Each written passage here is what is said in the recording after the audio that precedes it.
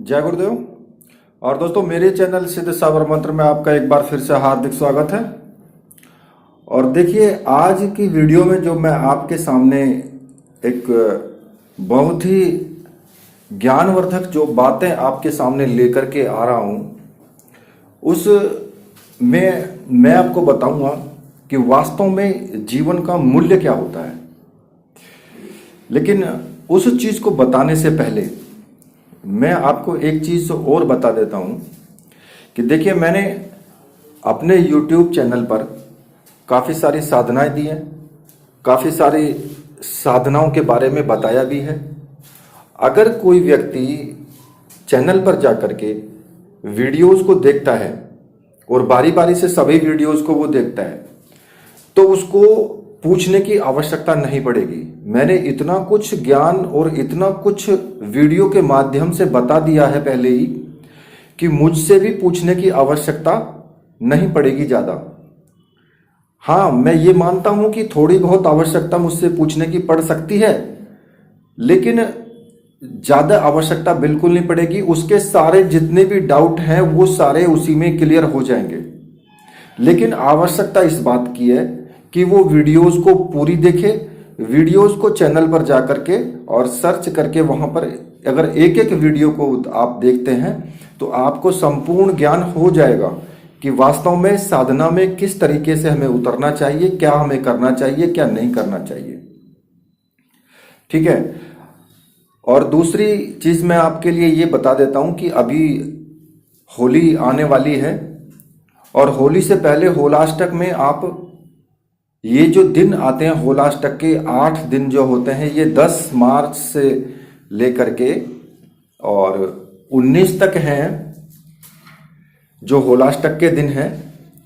तो ये होलाष्टक के दिन में आप कोई भी साबर मंत्र की साधना आप कर सकते हैं। और मैंने बहुत सारी साबर मंत्रों की साधनाएं अपने चैनल पर दी हैं।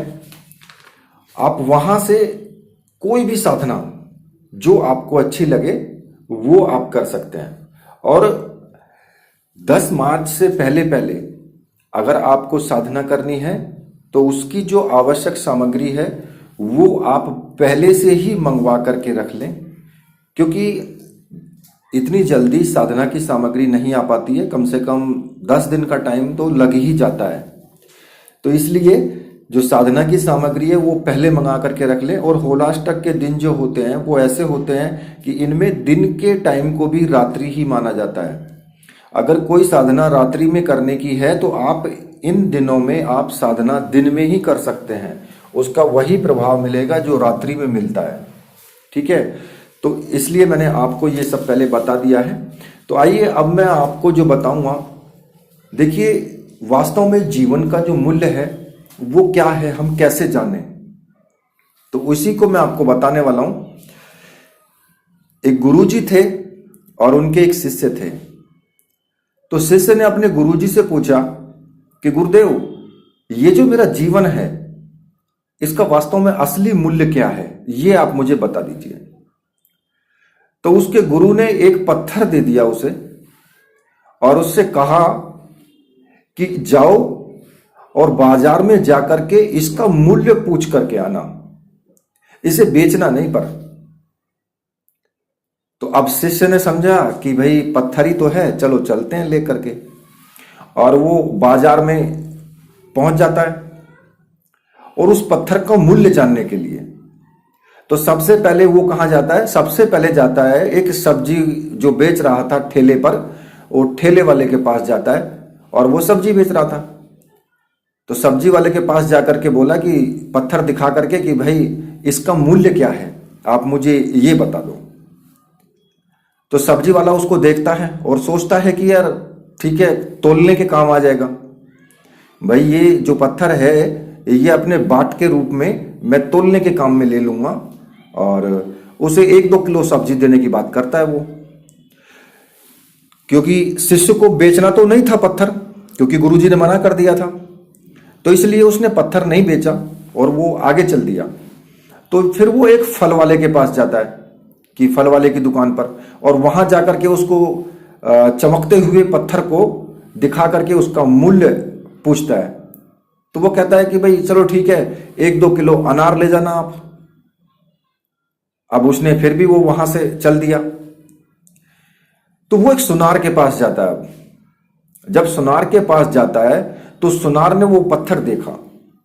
तो सुनार ने पत्थर देख करके उसका मूल्य लगाया 10 लाख रुपए।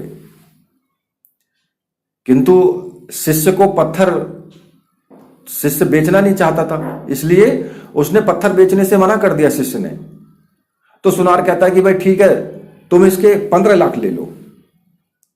यह सुनकर के शिष्य जो है वो आश्चर्यचकित में हो जाता है और कहता है कि यार मेरे गुरु ने इसे दिया है, इसका मूल्य जानने के लिए दिया है, मैं इसे बेचना नहीं है मुझे।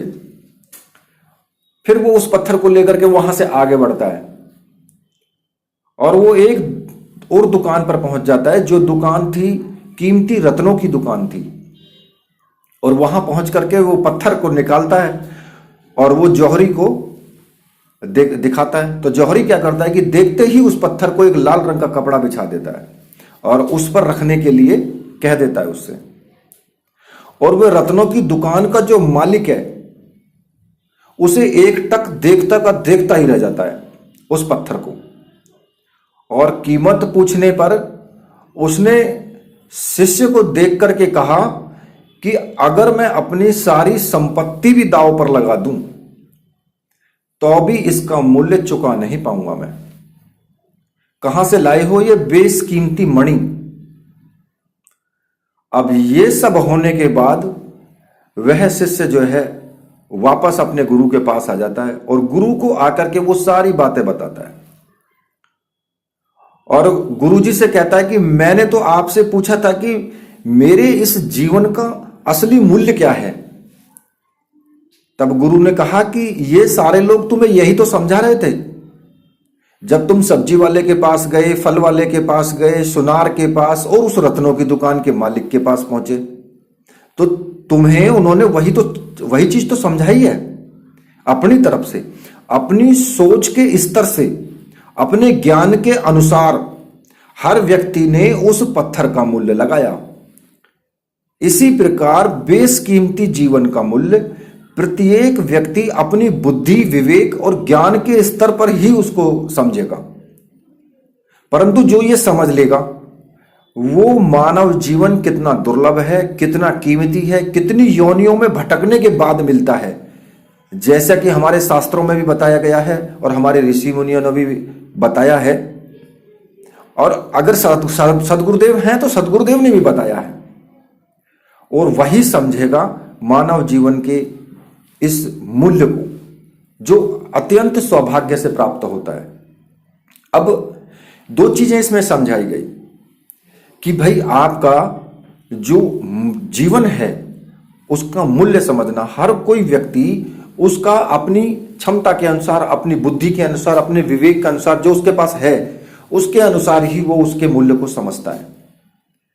वैसे ही ज्ञान है। अब किसके पास कितना ज्ञान है?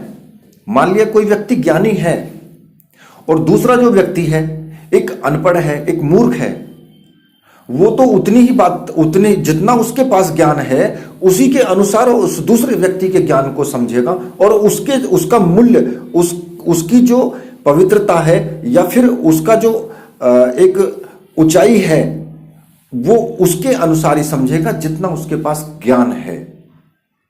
अगर कोई व्यक्ति जितना ज्यादा ज्ञानवान है वो व्यक्ति दूसरे व्यक्ति को, जो कि वास्तव में ही महाज्ञानी है, तो वो उसको अपने ज्ञान के अनुसार ही सामने वाले को समझेगा कि वास्तव में इसके पास ज्ञान है, क्योंकि वो उसके पास भी ज्ञान है। और जो मूर्ख इंसान है वो तो उसके पास तो है ही नहीं ज्ञान, तो वो क्या समझेगा दूसरे वाले को।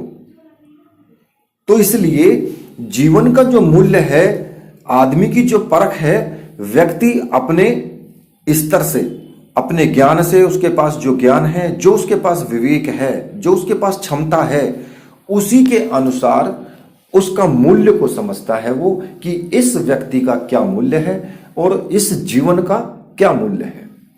इसलिए इस जीवन का मूल्य समझो जो हमें परमपिता परमेश्वर ने दिया है, और हमेशा अच्छे सत्कर्मों में इस जीवन को लगाओ। अच्छे सत्कर्म करो, किसी के साथ बुरा मत करो, किसी से ईर्ष्या मत करो, किसी के साथ किसी का दिल मत दुखाओ। मैं एक चीज आपको बता देता हूं कि अगर आपने जीवन में एक चीज समझ ली कि किसी का दिल नहीं दुख जाए मेरे करने से, या जो भी मैं कार्य करूं या जो भी मैं बात कहूं उससे सामने वाले का दिल नहीं दुखना चाहिए, तो कहने का मतलब यह है कि आपने सब कुछ प्राप्त कर लिया। समझ लीजिए कि आप सतमार्ग पर चले गए, अगर आपने अपनी तरफ से ऐसा सोच लिया। क्योंकि सबसे बड़ी चीज हो जाती है कि अगर आप ये चीज समझेंगे कि मेरे कहने से या मेरे कार्य करने से सामने वाले का दिल ना दुखे, बस, तो फिर आगे आप कर ही नहीं पाएंगे, किसी भी तरह का गलत काम नहीं कर पाओगे फिर तुम।